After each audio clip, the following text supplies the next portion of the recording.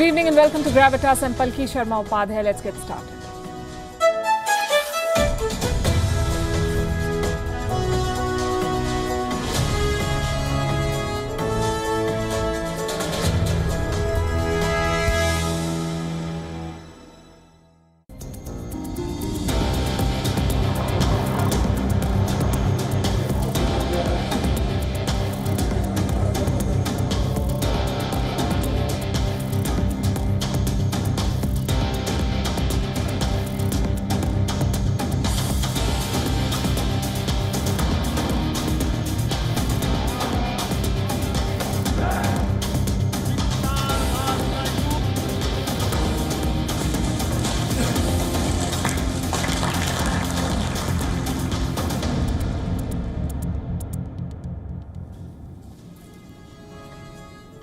India's Prime Minister Narendra Modi wished the Dalai Lama today on his 86th birthday.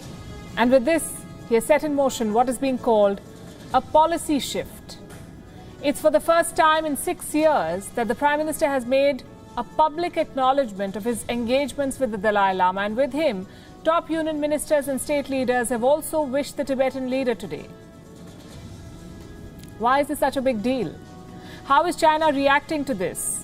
What is the rest of the world doing vis-a-vis Tibet? Is India finally prepared to use its Tibet card? Does it see the Dalai Lama as a strategic asset or a liability? How can it leverage the Tibetan cause to counter an increasingly aggressive China? And why has it been shy of doing this so far? On Gravitas tonight, as we bring you the story of the Tibetan leader and India's engagements with him, we'll also discuss the road ahead. Also on the show, India's fears are coming true in Afghanistan. The Taliban targets its biggest project, the Salma Dam, inaugurated by Prime Minister Modi in 2016. In America, 400 shootings and 150 deaths in gun terror during the 4th of July weekend. And it may not change until the US gets independence from guns. In Pakistan, a power crisis has crippled the country, its cities and businesses, and it's being blamed on the government. And days before the Olympics, a swim cap is making waves after being banned. Critics say the decision is racist. We'll tell you why. We begin as always with Gravitas Global Headlines. Germany relaxes its restrictions on travellers from India. The UK, Portugal and Russia saying these nations were no longer areas of variant concern. So nationals from these countries can now travel to Germany and will be required to quarantine for 10 days on arrival, down from the previous requirement of 14 days. British Prime Minister Boris Johnson says the government aims to remove all COVID curbs on the 19th of July as planned, in what is seen as a test of Britain's vaccine rollout against the more contagious Delta variant. We will lift the limit on named visitors to care homes and on numbers of people attending concerts, theatre and sports events. A final decision will be taken next week to remove any limits on social contact as well as a mask mandate. Tech giants Facebook, Twitter and Google privately warn Hong Kong's government that they will halt their services if authorities implement any changes to data protection laws in the city. The new amendments will hold big tech responsible for sharing of users' information online.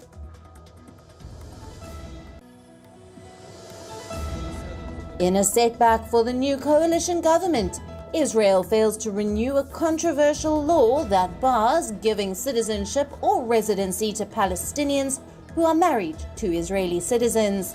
The law was passed during the height of the Palestinian uprising, and critics say it discriminates against Israel's Arab minority.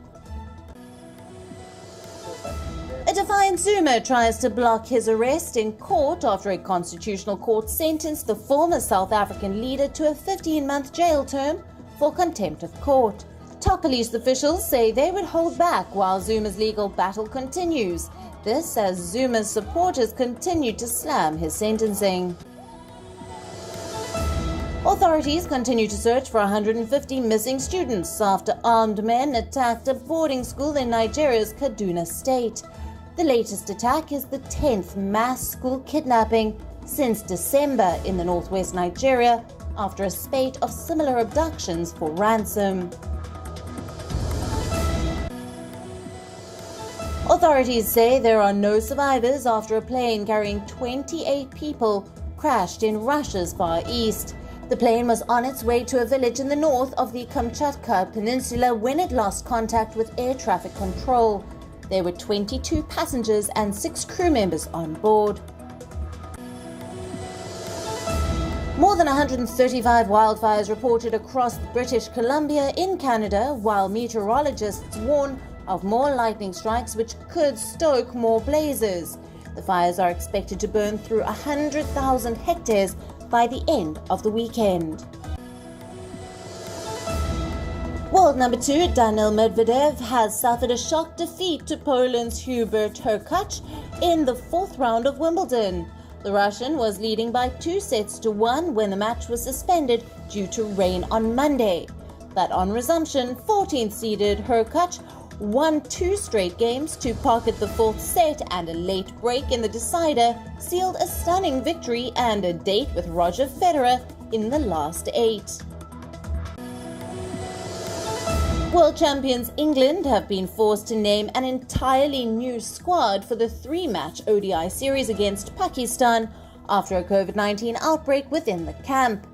3 players and 4 staff members tested positive in the bio bubble after the ODI series against Sri Lanka. All members of that camp will now self-isolate for 10 days. Ben Stokes will now lead an inexperienced 18-man squad against Pakistan, while head coach Chris Silverwood will also make an early return from his break.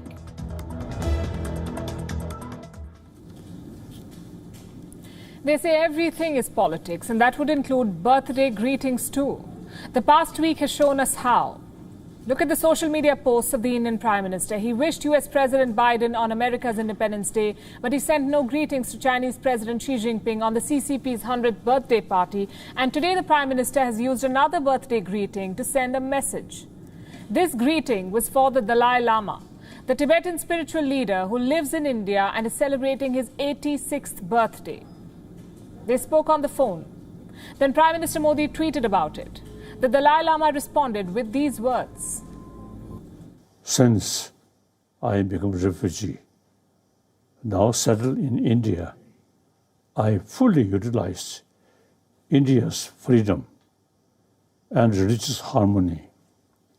So I want to assure to you, the rest of my life, I fully committed this work. He's expressing his commitment to India. Now, this is not the first time that an Indian Prime Minister has greeted the Dalai Lama. So why is this headline news? Because this is the first public exchange in 6 years. It's a clear policy shift for India. And with this birthday greeting, India has stirred the Tibet pot. You see, India has always engaged with the Tibetan leadership, but the government has always been careful about what it shares with the public. The fact that the Prime Minister himself tweeted about it is as clear as a message gets, that India is no more shy of taking a stand on Tibet. Look at the recent past. In 2019, the Indian Prime Minister sent a private greeting to the Dalai Lama, but he made no public statements. The last time a public acknowledgement was made was when the Dalai Lama wished Prime Minister Modi a happy birthday, and the Prime Minister was the first such exchange since 2015. And this policy shift was seen across the board. It wasn't just the Prime Minister. Union ministers and chief ministers from India's ruling party, the BJP, also wished the Dalai Lama. So here's a question.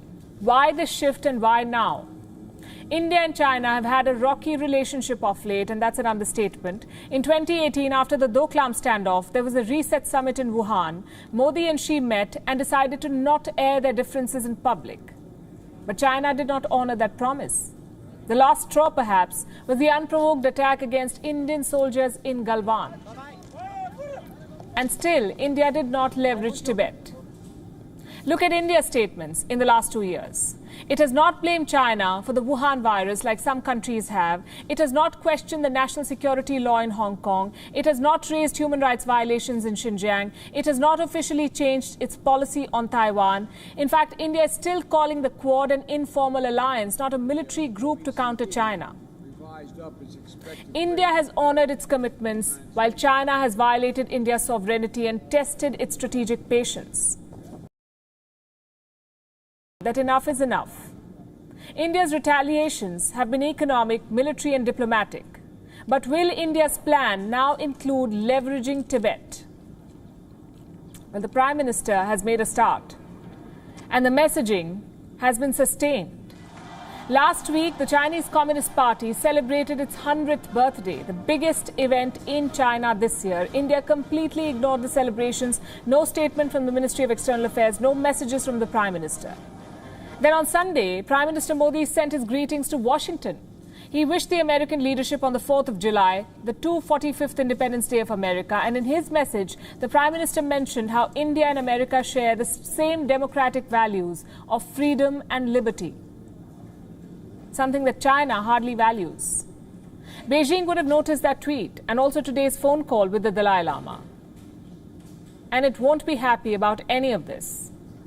Well, China has only itself to blame for the way things are playing out. Despite everything, its border claims and military aggressions know no bounds. Last week, we told you about how the PLA has stepped up its deployments in eastern Ladakh. Now let's show you this. The Global Times has put out this video. It was released this weekend. It says that this is from eastern Ladakh, where Chinese soldiers still remain deployed.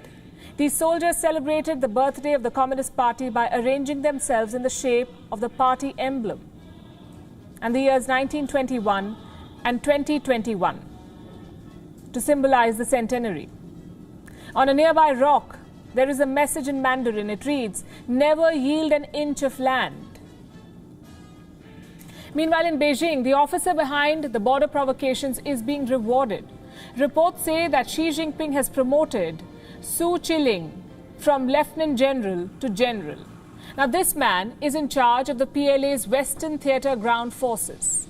These are troops that guard China's border with India. Su Chiling is now one of the youngest generals in the PLA. A general, by the way, is the highest rank that active officers can get in China. So what's the message from China? Promotion for the man behind the Galwan clash. Instead of disengagement, deployment of more troops. China is raising the risk of another escalation at the border with India. If there was ever a right time for India to play the Tibet card, it is now. India must not hesitate from pressing Beijing where it hurts the most, not just for its own strategic purposes, but also for the Tibetans who continue to be victims of China's cultural genocide. As for the Dalai Lama, well, for the world, he's a genial religious figure. For China, he remains a wolf in monk's robes. But what is the Dalai Lama for India? What exactly does he mean for India, an asset or a liability? He has lived in India for 62 years. He fled Tibet as a young man in 1959, sought asylum from New Delhi, established a government in exile in India, and ever since then, the Dalai Lama has called India his home. Thousands of Tibetans have made India their home, but India has never used the Tibetan cause to gain leverage over China. Is it time to change that approach? Is it time for India to play its long-held Tibet card and take control of the succession of the Dalai Lama? Our next report explores. Lying in the shadow of the mighty Himalayas is the quaint town of Dharamsala, the home of the Dalai Lama, and the Central Tibetan Administration. At least 11,000 Tibetan refugees live here, with 89,000 more scattered across India. They have the right to vote, the right to speak their language, and the right to practice their faith.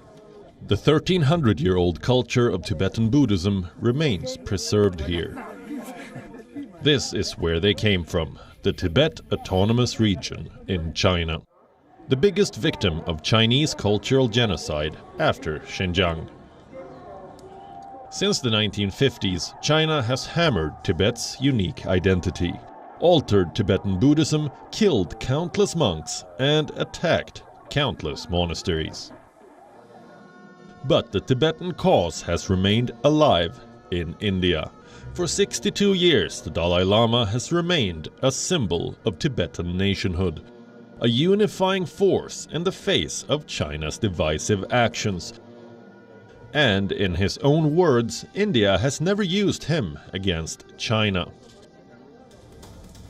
Not during the 1962 war, not during the 2017 Doklam standoff, not even during China's provocation in Ladakh in 2020.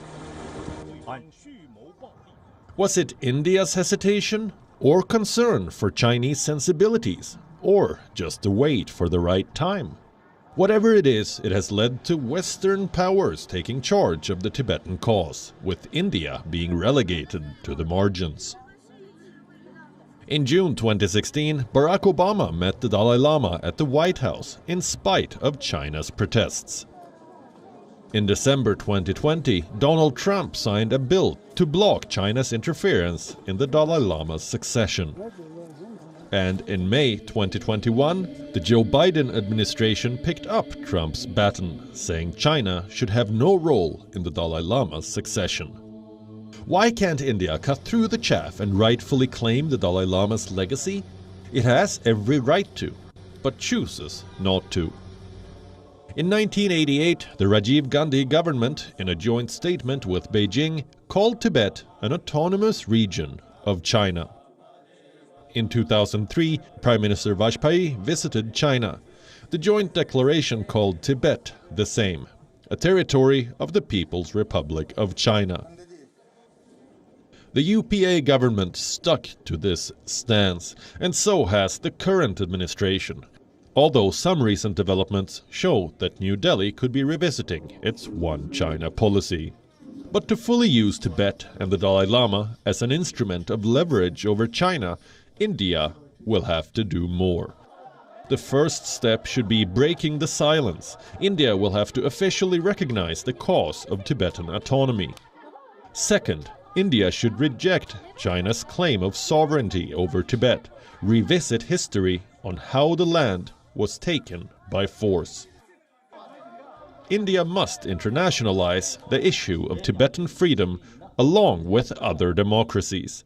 Fourth, India must highlight the grave human rights situation in Tibet. 154 Tibetans have self-immolated since 2009 to protest Chinese rule. And fifth, India must claim the Dalai Lama's legacy, back Tibetan Buddhists in their rightful claim over this reincarnation in India. India holds several aces up its sleeve. As China ramps up its military presence at the border once again, the time to play the Tibet card has arrived. Bureau Report, WION, World is One. So India is home to almost 100,000 Tibetans, and India supports their cause. America has a law called the Tibet Policy Support Act, TPSA, to ensure that the Dalai Lama's succession is consistent with Tibetan Buddhism. It's a policy priority for the US. They've codenamed it Project 23T.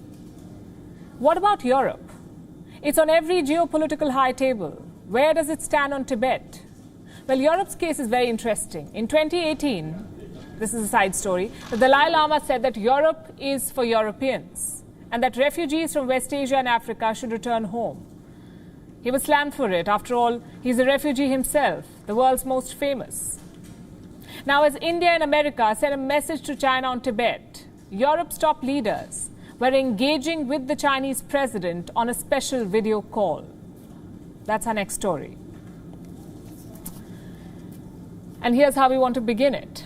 History will not be kind to Europe. The continent will always be remembered as a failed geopolitical actor. I know these are strong words, and I plan to explain them.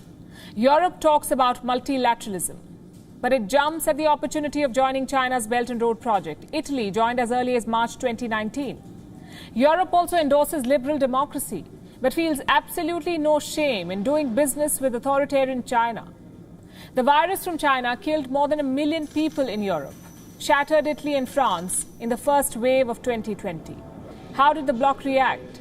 In December 2020, the EU signed an investment agreement with China. The press release said China has committed to a greater level of market access for EU investors than ever before, including some new important market openings. Basically, Europe got sold out. It prioritized business over values. President of the European Commission, Ursula von der Leyen, said, and I'm quoting again, "Today's agreement is an important landmark in our relationship with China for our values-based trade agenda." Executive Vice President and Commissioner for Trade, Valdis Dombrovskis, said that this deal anchors our values-based trade agenda with one of our largest trading partners. The truth is, when it comes to diplomacy, Europe knows no values. It's always money over morals, trade over ties, and market over multilateralism. And this is the only way you can explain Europe's repeated wooing of the dragon. A virtual summit was held on the 5th of July. In attendance was Chinese President Xi Jinping, German Chancellor Angela Merkel, and French President Emmanuel Macron. What was the summit about? International trade, climate protection, and biodiversity. That's what Merkel's office says. Quick reminder, China's trade practices are predatory. Watch the news. Also, the virus from China threw sustainable development out of the window by pushing 150 million people into extreme poverty. But Merkel and Macron believe that they can talk climate and trade with China. Merkel's office had this to say. The conversation also revolved around cooperation in the fight against the COVID-19 pandemic, global vaccine supply, and international and regional issues. Vaccine supply, is that a cause that Europe wants to champion? Because last we checked, it was blocking India's move for patent waivers. The truth is, these talks are all about business. Germany is China's leading trade partner in the EU. It accounts for over half of the EU's exports to China. Germany's exports to China helped Berlin pull off a V-shaped recovery since the financial crisis of 2008. And now, when the world is in the middle of an unprecedented economic blow, Germany is once again piggybacking on China, or hoping to. You see, the US is Germany's biggest overall trading partner, but orders from America have dropped since 2020. But the demand from China has only risen. So it helps Germany to not take a stand against China or take a clear stand in the Indo-Pacific. It also helps us understand why it was during the German presidency of the EU Council that the December 2020 investment treaty was worked upon, the one with China. The treaty will be ratified in the first half of 2022, right around the time when the EU Council presidency passes to France. Again, Paris has openly denied any threat from China. In June, Emmanuel Macron said that China is not a threat for Europe since the two do not share a border. Well, what about the threat posed by China to global security? Again, it doesn't matter. For France, too, it's all about business. Beijing is France's 7th largest customer and 2nd largest supplier. Germany and France wooing China stand in contrast to Europe's strategy of reducing economic dependence on Beijing. The bloc is reportedly working towards rethinking supply chains, becoming self-reliant, self-sufficient.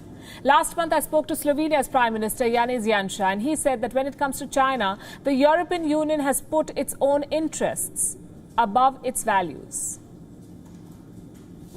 Indeed, and we recently saw a strong statement from the G7 about China. It demanded transparency from Beijing on the pandemic. It also called out the Communist Party for human rights violations and Xinjiang and Hong Kong.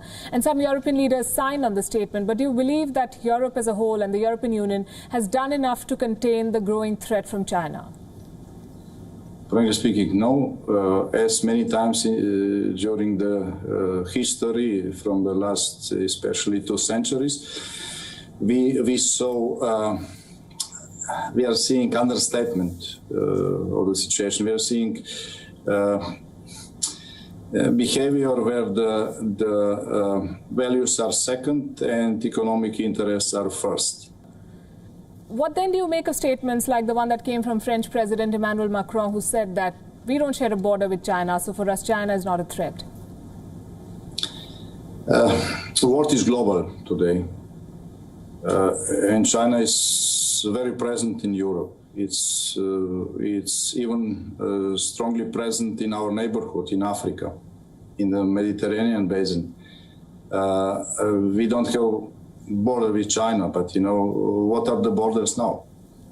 So it's different if China is your bordering country and you have some problems, as you well know this, but China is a global power. It's much important challenger than Russia or some other countries.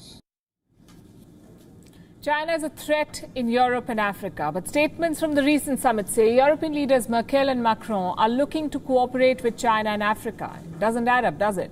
During the same interview, Prime Minister Janša also told us that when Slovenia assumes the EU Council presidency, it will not cross the line when it comes to doing business with China.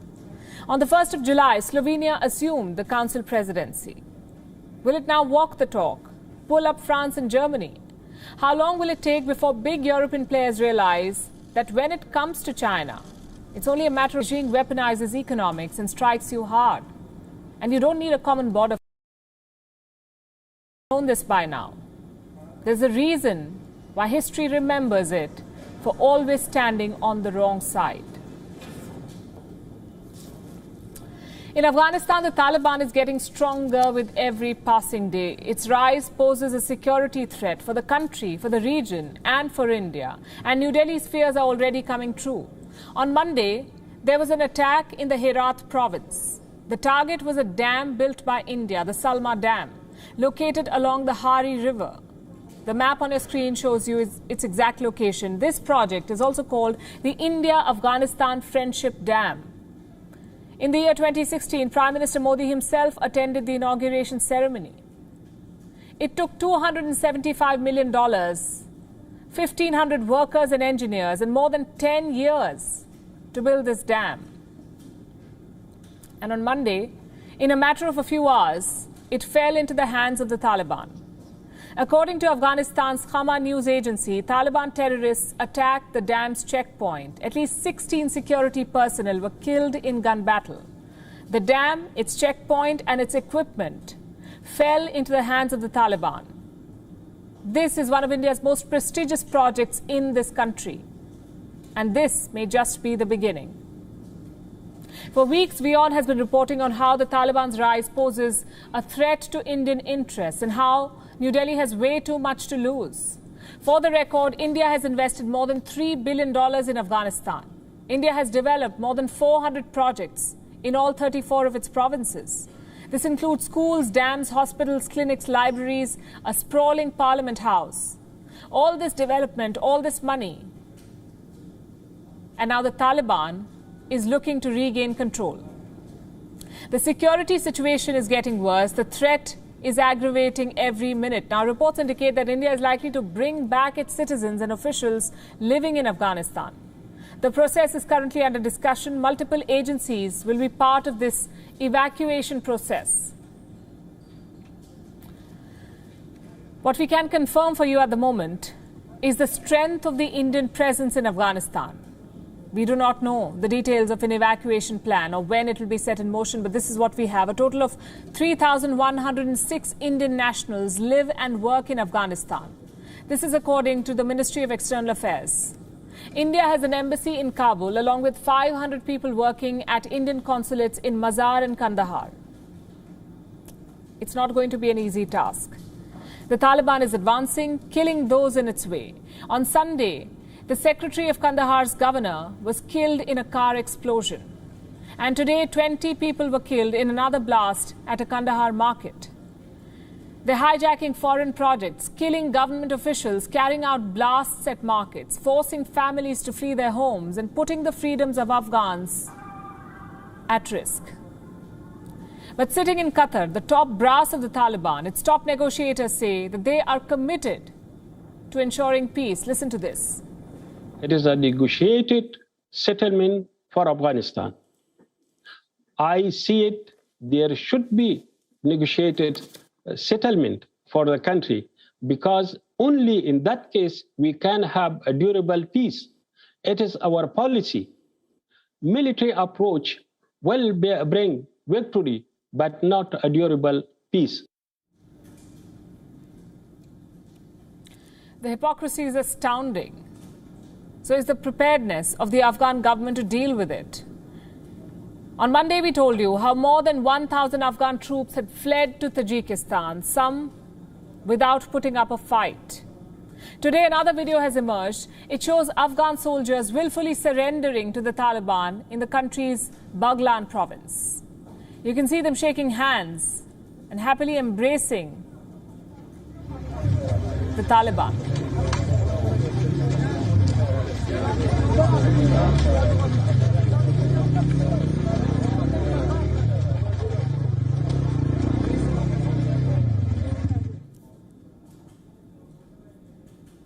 Well, that is not to say that everyone is evading battle. Look at these images now. They're from the Takhar province in Afghanistan's north. Government forces launched a counter-offensive here. They're trying to protect the capital city of Talekan. On Sunday, Taliban made a failed attempt to take control of the capital, but they faced strong resistance from these troops, who say that they will die fighting, but will never yield to the Taliban. I am a soldier of the National Army, and I will defend my homeland as long as a drop of blood remains in my body. I have been in the army as a soldier for 5 years, and we will never lose to the enemy. The determination is moving, but is it finding any support, enough support? So far, only Tajikistan has offered some help. The Tajik government has sent 20,000 troops to bolster the border with Afghanistan, not to engage with the Taliban, but to protect its frontiers. Now, these troops will set up camps for refugees coming in from Afghanistan, most of whom happen to be soldiers. The Tajik president, Emomali Rahmon, is said to have made a flurry of international calls to raise concerns about the situation. And this includes a telephonic conversation with Russian President Vladimir Putin, who is said to have assured Tajikistan that Moscow will provide all necessary help to stabilize the border. Well, how about stabilizing Afghanistan? After America, it is Russia that has some considerable influence in this country. The war-torn country has always been a sphere of influence for the Russians. Not only is it geographically close, but Russians know the region, the people and the culture. Plus, Russia operates its largest military base right next door in Tajikistan. If it wants, it can fill the void left by America and rein in the Taliban. The question is Russia willing to do so? Well, all we know is that there's a high-level meeting coming up this week, the India-Russia summit. On Wednesday, India's Foreign Minister S. Jaishankar will leave for Moscow. The situation in Afghanistan will top the agenda. The two countries are expected to chalk out a strategy to deal with the Taliban. We'll, of course, be tracking developments closely because the situation in Afghanistan deserves more than a few headlines.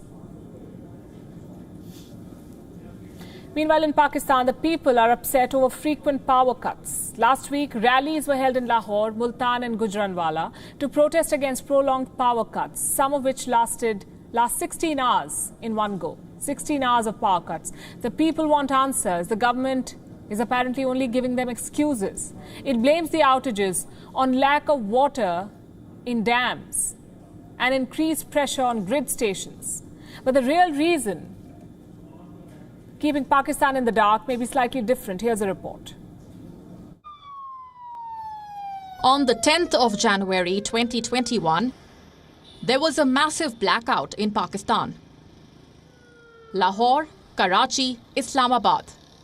All major cities plunged into darkness. There were even protests against the scale of the power outage. ये खौफ तो बहुत पैदा हो रहा है क्योंकि कोई ऐसी बात होती तो खाली एक या दो शहर या एक लाइट नहीं होती, लेकिन ये समझ नहीं आ रहा है कि ये पूरे पाकिस्तान की लाइट क्यों गई हुई है। बस हम तो अल्लाह पाक से दुआ करते हैं कि अल्लाह पाक पर रहम करे हमारे मुल्क पर। हमारे मुल्क के लोग पहले ही इतना डरे हुए हैं और ऊपर से लाइट नहीं है, लोगों में खौफ हरास है। 5 months on, the power outages have not stopped, neither have the protests. On Sunday, rallies were held in Lahore, Multan and Gujranwala to protest the prolonged power cuts? According to reports, cities in Punjab province are witnessing power outages for 10 to 12 long hours. In the Sindh province, the outages last for 16 hours. With intermittent load shedding every single day of the week, Pakistani citizens are struggling. The government only has excuses to offer. Lahore's electric supply company says the increased pressure on grid stations is making them trip, leading to frequent outages. Pakistan's Ministry of Power in Islamabad says the outages are the result of lack of water at the country's dams. But these may not be the only reasons keeping Pakistan in the dark. The opposition says part of the blame must go to the Imran Khan government's reckless policies. In April 2020, the former chairman of the Security and Exchange Commission of Pakistan made some startling revelations about widespread malpractice in the power sector. Most of it was linked to China.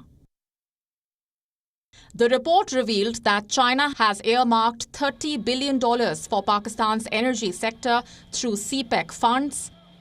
But most of these funds are being utilized in setting up power plants to facilitate CPEC projects.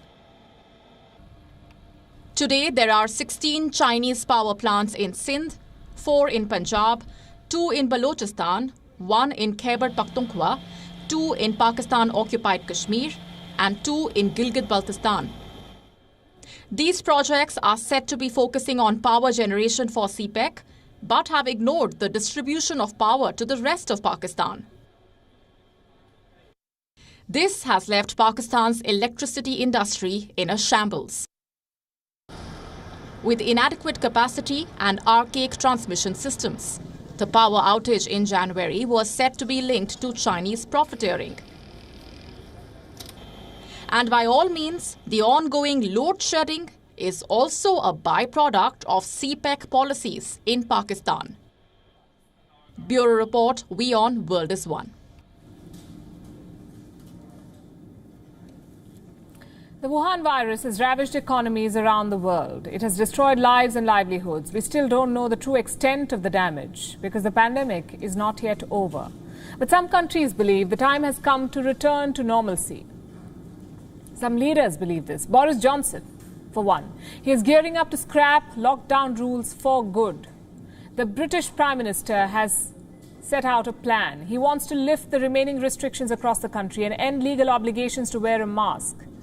This comes even as the United Kingdom is reporting a big spike in infections. It has even detected a new variant of the Wuhan virus.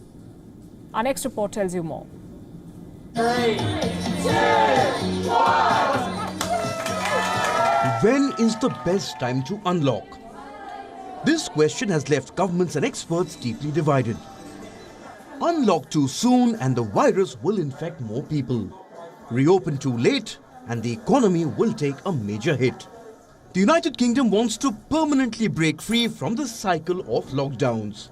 The British government believes the time has come to return to normalcy.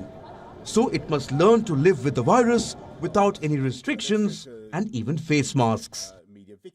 We will allow all businesses to reopen, including nightclubs. We will lift the limit on named visitors to care homes and on numbers of people attending concerts, theatre and sports events. We will end the 1 metre plus rule on social distancing and the legal obligation to wear a face covering. Wearing a mask will soon become a personal choice in the UK. Even the need to self-isolate is being dumped. If you're fully vaccinated and have come in close contact with someone who tested positive, you won't be required to stay at home in the UK. Anyone under the age of 18 who is a close contact of a positive case will no longer have to self-isolate. Instead, they'll be given advice about whether they should get tested, dependent on their age, and will need to self-isolate only if they test positive. Most countries today will hesitate to even think of such measures. But Boris Johnson has decided it is time to set the Brits free from pandemic restrictions. Why is the United Kingdom rushing towards normalcy? London is betting on vaccines. Around 86% of the adult population in the UK has got at least one shot. More than 63% have got both the doses. The UK believes the high vaccination rate will weaken the virus, reduce new cases, hospitalizations, and even deaths. The British government is going ahead with its plans, despite a surge in new infections. In the past week, the UK recorded more than 178,000 new cases. A new variant has been detected too. It is called Lambda. First identified in Peru, the Lambda variant has now been detected across the United Kingdom. Just like most variants detected this year, the Lambda variant can spread faster and show more resistance to vaccines or antibody treatments. Already this variant has spread to at least 26 countries. In South America, more than 80% of the new cases are of the Lambda variant. Variants have pushed the world back into a lockdown. Last week, Australia decided to lock down for 2 weeks. Bangladesh has reimposed restrictions for at least a week. Even New Zealand and Israel are tightening their restrictions. After reporting the least number of new infections for months, the United Kingdom has decided to go the other way. It wants to treat the Wuhan virus just like a seasonal flu. It's a mistake that Boris Johnson has made before. One can only hope that the British Prime Minister is not making the same mistake twice.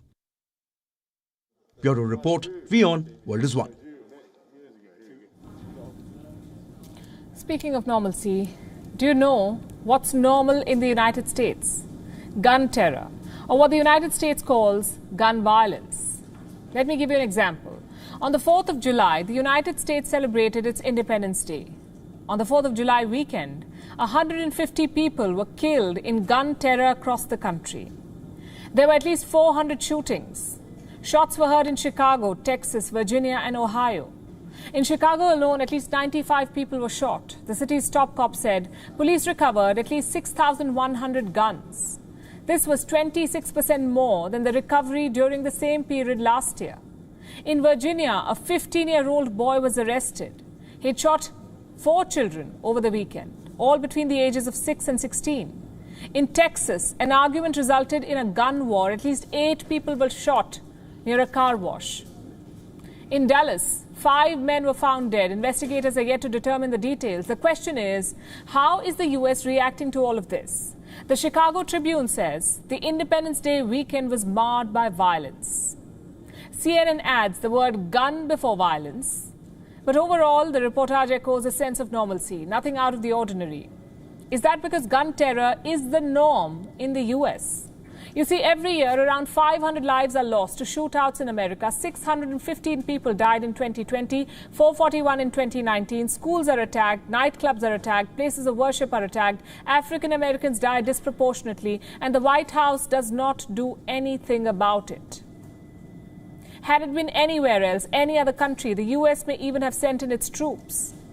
But at home, the silent genocide is brushed aside. Next question. Why? Because America does not like to talk about problems at home. And if the problem has to do with America's very constitution, then talking about it is almost blasphemous. Gun rights are that sensitive an issue in America. You see, Americans have the right to keep and bear arms. The archaic right is a part of the country's Second Amendment. Does this mean that gun laws cannot be amended in the US? Well, they can. But the gun lobby is extremely powerful. If a leader outrightly opposes guns, he or she is likely to be out of office in no time. America also has more than $63 billion gun industry. It will cost a leader dearly if he or she tries to hammer this business. So time and again, American presidents have prioritized gun rights over human rights. The results look like this. The US has 4% of the world's population, but 46% of the entire stock of privately owned arms. What do so many Americans need arms for? In a 2017 Pew Research, 13% of the respondents said that they keep firearms because they like collecting them. Today, you have more weapons in America than people. 393 million firearms for 327 million people. Anyone above the age of 18 can buy shotguns or rifles. Anyone above the age of 21 can get handguns in the US. There is no need for a license. You see, the more the number of guns, the more the gun terror. And the more the number of deadly weekends. From Barack Obama to Donald Trump, American presidents have endorsed stricter background checks as a solution to combat gun terror. On the 23rd of June, US President Joe Biden announced what he called a zero-tolerance policy towards gun terror. He also pushed for tougher background checks. Well, what happened? Less than 10 days later, the sound of firearms drowned the sound of fireworks. This Independence Day weekend comes as a reminder to the US that human rights and gun rights cannot coexist. If America wants to bring an end to gun terror, it must drop arms. 45 American presidents have failed to do this.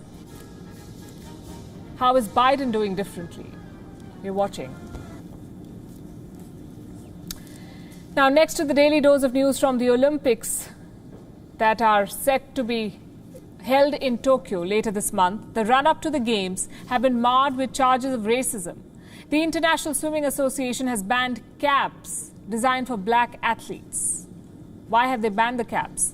The association reportedly said that the caps do not, quote-unquote, follow the natural form of head and that they're unsuitable. Here's a question. Did you know that swimming is a white-dominated game? Our next report has some eye-opening data. The International Swimming Association, or FINA, finds itself in deep water. It is being charged with racism and blocking inclusivity. The story begins on the 21st of May. A company called Sol Cap announced swimming caps specially designed for black athletes. The caps promise to support longer, thicker and voluminous hair. FINA banned them from the Tokyo Olympics. It said the caps were unsuitable. According to reports, another reason given was that the caps do not follow the natural form of the head. Sounds outrageous? We agree. FINA's decision sparked an outrage. The swimming cap company put out a statement on Instagram. How do we achieve participation and representation in the world of competition swimmers if the governing body stops suitable swimwear being available to those who are underrepresented? What this company is talking about is the fact that swimming is a white-dominated sport. It's rare to see a person of color diving in. In the United States, for example, African Americans make only 1.3% of the swimmers. One of the reasons for this is that swimming is expensive. Pool membership charges are steep, at least $70 for a year. Costumes don't come cheap. Practice suits for girls come for a minimum of $20. For boys, it's $10. Then comes the cap, for at least $5. These caps, by the way, were originally designed by Speedo 50 for Caucasian hair. They are not ideal for hair that's more voluminous. Getting back to expenses of swimming gear, after you buy a cap, you also need goggles. That's for at least $10. In contrast, football or basketball are much more affordable, also more accessible. Public pools were first built in the late 19th century. In America, they were all in white neighborhoods. Many boasted whites-only signs. Miles away in South Africa, too, swimming pools were segregated. The legacy of segregation remains. Till date, 95% of black adults in the UK don't swim. In the US, 64% of black children have little to no swimming ability. This in comparison to just 40% of white children. Are blacks averse to swimming? According to a survey, 76% of parents say that their children would be interested in swimming if they saw a talented swimmer who looked like them. But that wouldn't happen unless the authorities responsible for the sport endorsed inclusivity and inclusive swimwear. FINA seems to have finally understood this. or it may realize that charges of racism could drown its credibility. In a recently released statement, the International Swimming Association has now said that it is reviewing the ban on soul cap. We say better late than never. Bureau Report, WION, World is One. With that, it's a wrap. We're leaving you as always with Gravitas Images. Thanks for watching.